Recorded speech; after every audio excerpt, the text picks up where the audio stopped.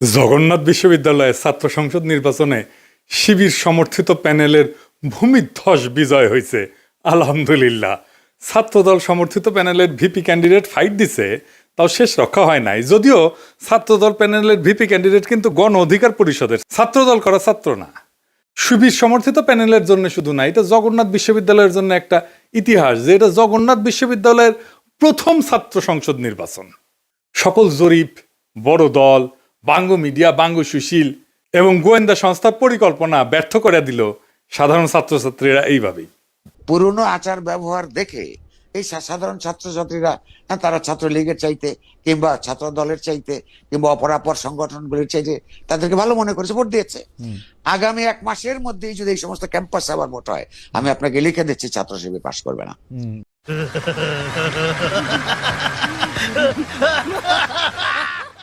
ইদানিং তো আবার জরিপ চলতেছে। জরিপে দেখা যায় বিএনপি ছাড়া কথা নাই। 70% লোক নাকি বিএনপিরে ভোট দিবে। এমিনেন্স একটা জরিপ করেছে, ওর মালিক আমার মেডিকেলের 3 বছরের জুনিয়র জাসদ করেছিল। ওর এনজিও হেলথ নিয়ে কাজ করে ওই এমিনেন্স। এখন নতুন ধান্দাবাজিতে নামিছে। শামিম শুনো, 70% লোক বিএনপিরে ভোট দিবি, হদ দিবি, পাশা পাইতে দিলে হোগাত ছাপ্পা দিয়ে দিবি, হ্যাঁ ব্যালটে দিবি পাবলিকে। এই জগন্নাথের ইলেকশন নিয়েও জরিপ করেছিল, কইছিল ছাত্রদল জিতবি। সেটা আবার বাসস, তার মানে বাংলাদেশ সংবাদ সংস্থা ছাপিয়েছিল, মানে সরকারি সংবাদ সংস্থা। এটি মাহবুব মুর্শেদকে চাকরি দিছে আসিফ নজরুল। পুরা আওয়ামী লীগ আমলে আওয়ামী লীগের সাথে সিস্টেম করে চলিছে। মাঝে মাঝে কুরকুরে নিয়ে উঠলে আমার নিয়ে স্ট্যাটাস মারতো। এটা আছে না, সুশীল গেরে একটা কুরকুরে নিয়ে আছে, পিনাকিরে নিয়ে স্ট্যাটাস মারে, আসলে আওয়ামী লীগ। কিন্তু মাঝে মাঝে আবার ভাব দেখায় আমি আওয়ামী লীগ না। ওরে নিয়ে এমডি বানাইছে বাসসের। মানে বাসসের এমডি হবে সাংবাদিকতার সিনিয়র সাংবাদিক, তা না ওক নিয়ে বসেছে। এইভাবে আসিফ নজরুল বহুত বালসালরা চাকরি দিছে। এখন সব কয়টা বিএনপির সার্ভিস দিতেছে, এইভাবে সার্ভিস দিতেছে। এরা জানে বিএনপি ক্ষমতা না আসতে পারলে হোগাত লাতি দিয়ে খেতাবে, তাই হোগা দিয়া পাহাড় ঠেলিচ্ছে। যেটি লাতি খাবি সেটা দিয়ে পাহাড় ঠেলিচ্ছে। এইগুলা এভাবে পুরা প্রফেসর ইউনূসের প্রশাসন বিএনপির জন্য খাটিচ্ছে, অভিনব উপায়ে খাটিচ্ছেন। এটা কথা কয়েনি প্রফেসর ইউনূসের প্রশাসন, উপদেষ্টা মণ্ডলী শুনেন, মন দিয়ে শুনেন। বৃহত্তর বিএনপির প্রফেসর ইউনূসের উপদেষ্টা পরিষদের শাখার সদস্যরা এবং প্রশাসনে বিএনপির লেসপেন্সাররা শুনে রাখেন, আপনারা রাষ্ট্রের কর্মচারী, ওই রাষ্ট্রের মালিক জনগণ, বিএনপি না। মাথায় রাখেন, একদিন না একদিন জনগণের সরকার আসবে ক্ষমতাত, সেদিন কিন্তু কোনো ছাড় পাবেন না। সেই সরকার প্রফেসর ইউনূসের সরকারের মতো ধ্বজভঙ্গ সরকার হবে না, সেই সরকার হবে জুলাইয়ের আগুনে উদ্দীপ্ত সরকার। হোগার চামড়া কিন্তু তুলে নেওয়া হবে, মাইন্ডি পলাহে পারবেন না। রাষ্ট্রের কর্মচারী হিসেবে নিরপেক্ষ থাকবেন, সামান্যতম পক্ষপাতিত্ব করবেন তো সেইটার কাফফারা দিতে হবে, মাপ নাই। সেই কাফফারা ভয়ঙ্কর হবে, সরি কওয়ার কলের টাইম পাবেন না। এবার আসেন আমরা দেখি কেন ছাত্রদল এভাবে হারিচ্ছে, আর নাম হয়েছে হারু পাট্টি। হ্যাঁ বুঝে চাও। এই আলাপগুলো আমরা অনেক আগের থেকেই করিচ্ছি। প্রথম কারণ হইতেছে তাদের দীর্ঘদিন ছাত্রদলে কোনো রিক্রুটমেন্ট নাই, নতুন ছাত্র ঢোকেনি। না ঢুকলে দল থেকে আওয়ামী বিরোধী ছাত্র রাজনীতি তো বন্ধ থাকে নাই, তাই না? ওরা কয় যে শিবির আছে কারণ ওরা গুপ্ত রাজনীতি করছে। তা আওয়ামী বিরোধী ছাত্র রাজনীতি কি বন্ধ ছিল? ছাত্রলীগের লুঙ্গির তলে ছিল নাকি শিবির? নূরের দল তাইলে কেমনে তৈরি হইল? নাহিদ আসিফরা কিভাবে তৈরি হইল? ওরা তো গুপ্ত রাজনীতি করে নাই। শিবির প্রকাশ্য রাজনীতি করে নাই, কারণ সে বিপ্লবী রাজনীতি করছে। বিপ্লব মানে এক্সিস্টিং সিস্টেমের রাপসার, এটার ভেঙে ফেলতে হয়। যেই শক্তি প্রকাশ্য সে ইতিমধ্যে রাষ্ট্রীয় নজরদারির ভিতরে থাকে, তাই সে রাপসার করতে পারে না এক্সিস্টিং সিস্টেমকে, বিপ্লবী হইতে পারে না। বিপ্লব মানে অসম লড়াই। এইখানে ট্রান্সপারেন্সি থাকাটা আত্মঘাতী, গোপনীয়তা এখানে নৈতিকতা না, এইখানে স্ট্রাকচারাল নেসেসিটি। বিপ্লবী হইতে হইলে তাকে গোপনে রাজনীতি করতে হবে। এই কাজটা করেছে শিবির, সেই জন্য বিপ্লবী ক্যারেক্টার নিয়ে দাঁড়াইছে। সেই জন্যই তারা এই ভূখণ্ডের ইতিহাসে সবচেয়ে শক্তিশালী ছাত্র সংগঠন হিসেবে উত্থিত হয়েছে। গুপ্ত ছিল, ছাত্রলীগের লুঙ্গির তলে ছিল, এইসব বইলা লাভ হয়েছে কেন? হয় নাই, হবেও না। এইবার দ্বিতীয় ইস্যু, বিএনপির ভুল রাজনীতি। ভুল বলাটা ঠিক না, মানে যেই রাজনীতি করতেছে মুক্তিযুদ্ধের চেতনা মারাইতেছে সেটা আত্মঘাতী হইতেছে। ক্রমাগত তারা মুক্তিযুদ্ধের চেতনা ডুবন্ত নৌকায় চইরা নিজের রাজনৈতিক ভবিষ্যৎকে ধ্বংস করিচ্ছে। মানুষজন এই কথা আওয়ামী লীগ আর বামেদের কাছে শুনিছে, তো এখনো শুনে, তাই না? এতদিন 15 বছর ধরে শুনিছে, মাইক লাগে শুনিছে। তারা এই কথার প্রতিধ্বনি যখন বিএনপির কাছে শুনে, সে তখন মনে করে আরে এটা তো আওয়ামী লীগ, এটাই তো ইন্ডিয়ার বন্ধু। আর সত্যি সত্যি যখন ইন্ডিয়ানদের উচ্ছ্বাস দেখে তারেক রহমানকে নিয়ে, আর তারা প্রকাশ্যেই বলে তারেক রহমান আর বিএনপি তাদের পছন্দের দল, তখন মানুষ দুয়ে দুয়ে স্যার মিলায়। সুবীর ভৌমিকের কথাটা আবার শুনেন, এডিটর সাহেব শুনান। ভারত বাংলাদেশে কোন সরকার চাইবে? খুব সোজা উত্তর আমি তোমায় দিয়ে দিচ্ছি। Awami League is not in election, next best option is BNP, obviously not Jamaat. তারা অলরেডি 50 লাখ লোক নিয়ে জেয়ার টেয়াদের হুমকি দিচ্ছে, ফলে জামাত অবভিয়াসলি ইন্ডিয়া চাইবে না। অত অনেক কথা, ডিপ্লোম্যাটিক কথা বলে তো লাভ। কানেকশনটা হচ্ছে 71। আমরা একসাথে, আমার সৈন্য এবং মুক্তিযোদ্ধারা রক্ত ঝরিয়েছে, সেই সুবাদে Awami League. This is the historical fact. তো এই জায়গাতে হঠাৎ করে আজকে অন্য কিছু ডাইনামিক্স চলে আসবে, এটা তো আশা করাটাও ভুল। কিন্তু যে গভর্নমেন্ট আসবে তার সাথে ইন্ডিয়াকে তো ডিল করতে হবে। শুনেছেন? এই সুবীর ভৌমিকের কথাটা কাইটে নিয়ে মোবাইলে সেভ করে রাখবেন, আর ভোটার ক্যাম্পেইনে গেলে এটা ভোটারদের শুনেবেন, কাম সারা হয়ে যাবে। ভোটার পাশায় ছাপ দিয়া ভোট দিবে বিএনপিতে।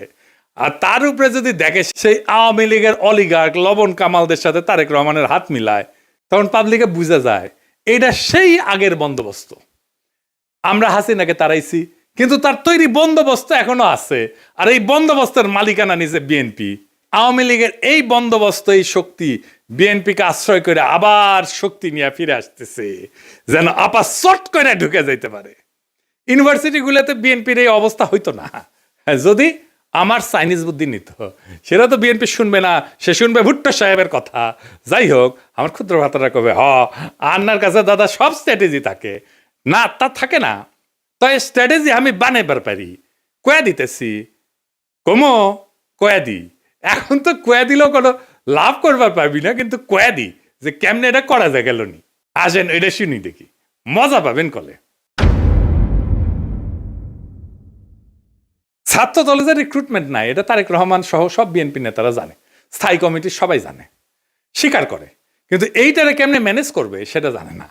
এই প্রসঙ্গে একটা প্রফেশনাল গল্প বলি আর কি, খুব বেসিক কনসেপ্টের গল্প আর কি। প্রোডাক্ট লাইফ সাইকেলের মার্কেটিং এর একটা খুব বেসিক কনসেপ্ট। কিসে দেয়? যে কোনো প্রতিষ্ঠানের, মানুষের, দলের, পণ্যের একটা লাইফ সাইকেল থাকে বা জীবন চক্র থাকে। মানে জন্ম, বেড়ে ওঠা, তারুণ্য, যৌবন, বার্ধক্য, মৃত্যু, মানুষের যে জীবন চক্র ঠিক তেমন একটা দলের বা পণ্যের ঠিক এরকম লাইফ সাইকেল বা জীবন চক্র থাকে। প্রথমে এটাকে বলা হয় ইন্ট্রোডাকশন বা উদ্ভব পর্ব, গ্রোথ বা উত্থান পর্ব, ম্যাচুরিটি বা আধিপত্য পর্ব, ডিক্লাইন বা পতন পর্ব। শিবির আছে উত্থান পর্বে, ছাত্রদল আছে পতন পর্বে। বুঝছাও? এইটা সব দেখে দেন কে কোনটি আছে। এই লাইফ সাইকেলকে চাইলে এক্সটেন্ড করা যায়। ম্যাচুরিটিতে আসলে আলাদা স্ট্র্যাটেজি নিতে হয়, যেন আবার নতুন কইরা সে উত্থান পর্বে চলে যেতে পারে। এই পতন পর্ব শুরু হইলেও আবার তাকে উত্থান পর্বে নিয়ে যাওয়া যায় কলে কিছু কিছু বিশেষ ক্ষেত্রে, কিন্তু একটা জায়গা আনা যায় না। সেটা হইতেছে হিস্টোরিক্যাল লেজিটিমেসি কোলাপস যদি হয় পলিটিক্যাল পার্টির ক্ষেত্রে। এটা শুনতে খটোমটো লাগলেও সোজা কলে, খুবই সোজা। মানে আমি যা বইলা আমার বৈধতা আনিছি তার উল্টা কাজ করলে লেজিটিমেসি কোলাপস হয়। এইটা ছাত্রদল আর বিএনপি দুইটারই হয়েছে। বিএনপি মুক্তিযুদ্ধরে তার পলিটিক্যাল অ্যাঙ্কার বানাইছে, উঠি খুঁটি গাড়িছে, কিন্তু বিএনপি ছিল আওয়ামী লীগের মুক্তিযুদ্ধের বয়ানের অ্যান্টিথিসিস। মুক্তিযুদ্ধ হয়েছে বাঙালি জাতীয়তাবাদের স্লোগান নিয়ে, তাই না? সংবিধানে তো ঢুকেছে। তো বিএনপি আসছে বাংলাদেশি জাতীয়তাবাদ নিয়ে। মুক্তিযুদ্ধের চেতনা ছিল ধর্ম নিরপেক্ষতা, বিএনপি আনিছে পরম করুণাময় আল্লাহ তাআলার উপর পূর্ণ আস্থা এবং বিশ্বাস। আওয়ামী মুক্তিযুদ্ধের লক্ষ্য ছিল সমাজতন্ত্র, বিএনপি কইছে না না, সমাজতন্ত্র মানে যদি হয় অর্থনৈতিক এবং সামাজিক ন্যায় বিচার, তাইলে ঠিক আছে, অন্য সমাজতন্ত্র আমি মানি না। বিএনপি ওইটা নিয়ে লেজিটিমেসি পাইছিল, ওই লেজিটিমেসি কোল্যাপস করেছে 2024-এর 5ই আগস্টের পরে, যখন মুক্তিযুদ্ধ। এই জন্যই বিএনপি জিততে পারবে না। সামনের ইলেকশনে। কিন্তু ছাত্রদল এটা ডিক্লাইন ফেজে গেছে আরো আগেই, মানে বিএনপির লেজিটিমেসি কোলাপস করার আগেই গেছে। সেই জন্য আমি কইতেছি যে কিভাবে বিএনপি যদি লেজিটিমেসির কোলাপস না হইতো তাইলে ছাত্র দলকে বাঁচাইতে পারতো, এখন সে চাইলেও পারবে না বাঁচাইতে। কেমনে পারতো? প্রথমে ছাত্র দলকে বিলুপ্ত করে দিতে হইতো, থেকে লাভ নাই, কারণ দল তো নাই, সমর্থন নাই, রিক্রুটমেন্ট নাই, থেকে লাভ কি? ভোটে জিতে না, হারু পাট্টি। তাইলে এটারে বিলুপ্ত কইরা সবাই রে বৈষম্য বিরোধী ছাত্র সংগঠনে একীভূত করতে হইতো। এটা হইলে বৈষম্য বিরোধী ছাত্র সংগঠনের সবচেয়ে বড় স্টেক হোল্ডার হইতো ছাত্রদল থেকে আসা লোকগুলা। বৈষম্য বিরোধী ছাত্র সংগঠনই হইতো বিএনপির গণছাত্র সংগঠন। সে আরো বৃহত্তর ঐক্যের চেষ্টা করতো, ছাত্র অধিকার পরিষদকে নিত, ইনকিলাব মঞ্চকে নিত, এরকম ছোটখাটো দলগুলোকে সে ঢুকায় ফেলতো, একীভূত করে ফেলতে পারতো। তাইলে শিবিরের একটা শক্তিশালী বিরোধী দল দাঁড়াইতো। এটা হইলে শিবিরের সাথে শক্ত ফাইট দিতে পারতো, অনেক জায়গায় জিতেও যেতে পারতো।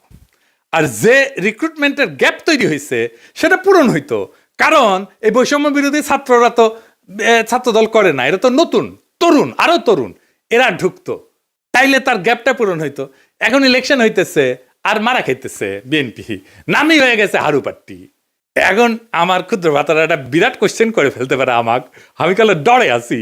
হ্যাঁ, যে কয় যদি দাদা দলে যদি এইভাবে লাইফ সাইকেলের মধ্যে যায়, উত্থান পতনের মধ্যে দিয়া যায়, তাহলে তো আমেরিকা রিপাবলিকান আর ডেমোক্রেটদের মইরা ভূত হয়ে যাওয়ার কথাই ছিল। এইগুলো তো ভালোই টিকে আছে। তো মাঝে মাঝে বুঝছাও আমার মনে হয় যে আমি দিনে 4-5টা করে ভিডিও বানাই, ব্যানে এগুলো ব্যাখ্যা করি। মেলা কোশ্চেন আছে সবার মাথার, তাই না?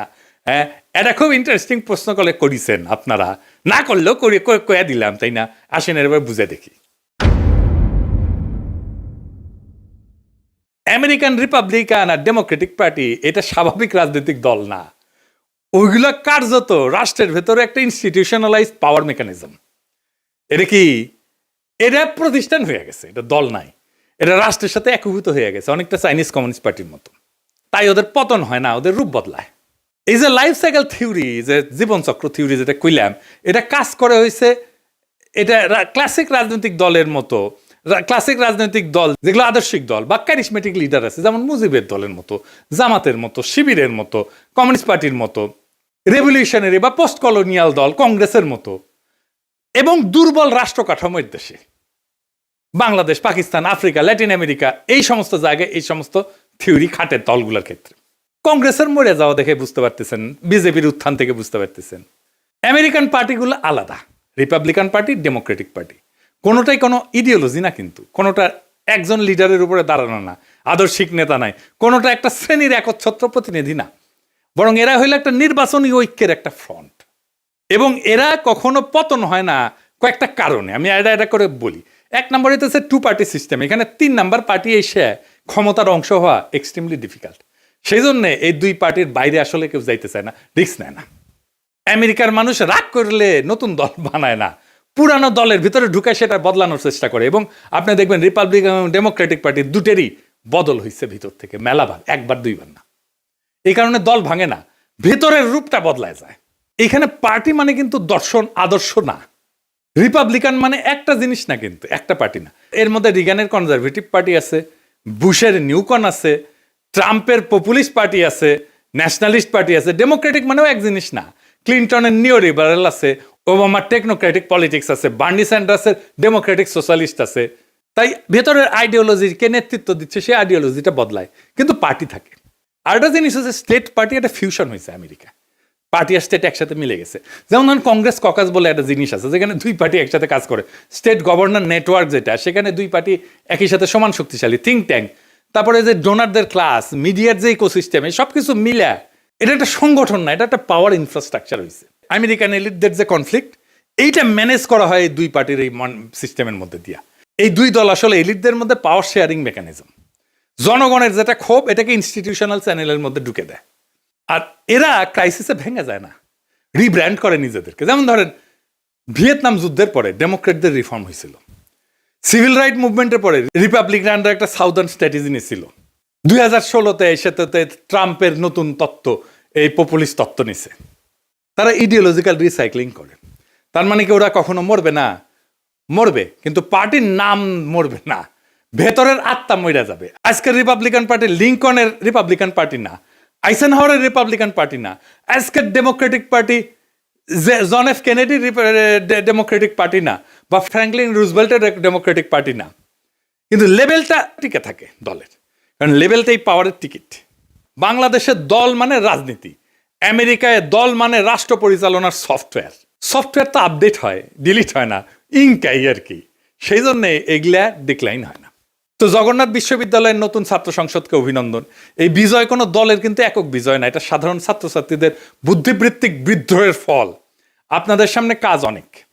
আপনাদের ক্যাম্পাসে এখনো পর্যাপ্ত ক্লাসরুম নাই, পর্যাপ্ত টয়লেট নাই, বিশেষ করে নারীদের টয়লেট নাই, স্যানিটেশন সংকট আছে, আবাসন নাই, ক্যান্টিন নাই। এই সমস্যাগুলো আজও সমাধান হয়নি, কারণ এগুলো কখনোই রাষ্ট্রের কাছে অপরিহার্য সংকট হয়ে ওঠেনি। এখন দায়িত্ব আপনাদের এই সংকটগুলোকে দাবি থেকে প্রয়োজন, প্রয়োজন থেকে অনিবার্যতায় রূপান্তর করার। রাষ্ট্র সাধারণত তখনই নৈরাচরে বসে যখন বোঝে এই সমস্যার সমাধান না হলে স্বাভাবিক শাসন চলবে না। আমি বিশ্বাস করি ঐতিহাসিক ছাত্র সংসদ যদি সংগঠিত, ধারাবাহিক এবং নৈতিক চাপ তৈরি করতে পারে, তাইলে এই ক্যাম্পাসের বাস্তবতা বদলাইতে বাধ্য হবে। আর একটা কথা পরিষ্কার করিয়া বলি, প্রফেসর ইউনূসের সরকার এবং প্রশাসনকে রাষ্ট্রের কর্মচারীরা কারো দলীয় সম্পদ না। রাষ্ট্রের মালিক জনগণ। সময় বদলায়, সরকার বদলায়, কিন্তু দায় থেকে কেউ কিন্তু মুক্ত হয় না। আজ যারা সিদ্ধান্ত নিচ্ছেন যে আপনারা বিএনপির ক্ষমতায় আনবেন এবং বিএনপির লেসপেন্সারি করবেন, আপনাদের মনে রাখা উচিত ইতিহাস কখনো হঠাৎ বিচার করে না, কিন্তু একদিন ঠিকই হিসাব খুঁড়ে নেয়। আর এই ছাত্র সংসদের কাছে আমার প্রত্যাশা একটাই, আপনারা ভবিষ্যতের জন্য রাজনীতি তৈরি করবেন। এই ক্যাম্পাসের ভাষা যদি বদলায়, তাহলে দেশ বদলাতে তো সময় লাগবে না। আশা করি আগামী ফেব্রুয়ারিতে আমাদের বন্ধুসুলভ সরকার আসলে আপনাদের যতগুলো সমস্যার কথা বললাম, এই সমস্যাগুলোর সমাধানের জন্য আমি ব্যক্তিগতভাবে আপনাদের সাথে থাকব। ফেব্রুয়ারিতে আমাদের ফ্রেন্ডলি সরকারি ক্ষমতায় আসতেছে ইনশাল্লাহ। চান্দাবাজ, ধান্দাবাজ, লুটেরা, ইন্ডিয়ার নব্য লেসপেন্সারেরা ক্ষমতায় আসবে না। আমি যে এপিসোডের পরে ইনকিলাব বলি, ওইটা কিন্তু শুধু স্লোগান না। ইনকিলাব মানে বদল, ইনকিলাব মানে বিপ্লব, ইনকিলাব মানে ভেঙ্গা চুইরা নতুন ভাবে গড়ে তোলা, ইনকিলাব মানে দেশ এবং জাতির জন্য অপরিহার্য হইয়া ওঠা। ইনকিলাব জিন্দাবাদ।